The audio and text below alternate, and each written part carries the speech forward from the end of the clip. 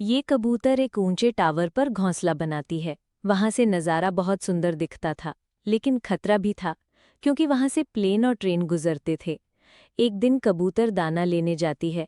जब वो दाना चुग रही होती है, तभी अचानक उसके पेट में दर्द होता है और वो बेहोश हो जाती है। होश में आने पर देखती है कि उसने बहुत सारे अंडे दे दिए हैं। वो तुरंत अपना घोंसला देखने दौड़ती है, लेकिन टावर पर उसका घोंसला गायब था। वहां एक बाज उसके अंडों को फोड़कर खा रहा होता है। जब कबूतर खाली लौटती है तो अपने फूटे अंडों को देखती है। वो अंडों को देखकर रोने लगती है। एक लाइक और एक सब्सक्राइब कर दो भाई प्लीज। किसान चारों धामों की यात्रा करके घर लौट रहा होता है। बस पहाड़ों की घुमावदार रास्तों से गुजर रही थी। तभी ऊपर से एक भारी चट्टान टूटकर सड़क पर गिरती है।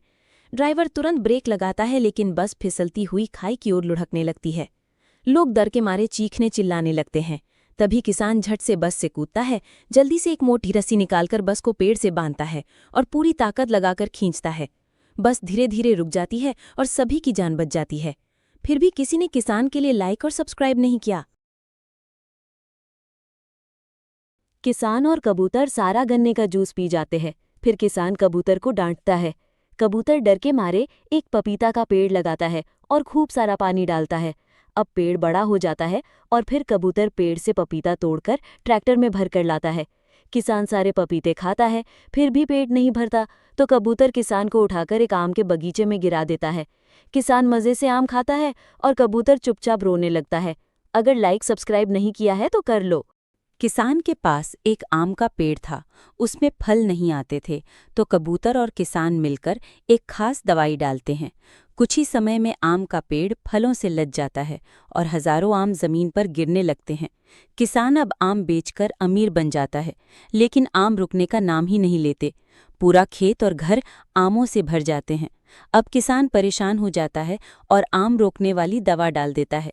बेचारा किसान रोने लगता है। फिर भाई लाइक सब्सक्राइब कर दो नहीं। कबूतर और तोता मिलकर एक आम का पौधा लगाते हैं। वे बारी बारी से उसकी देखभाल करते हैं।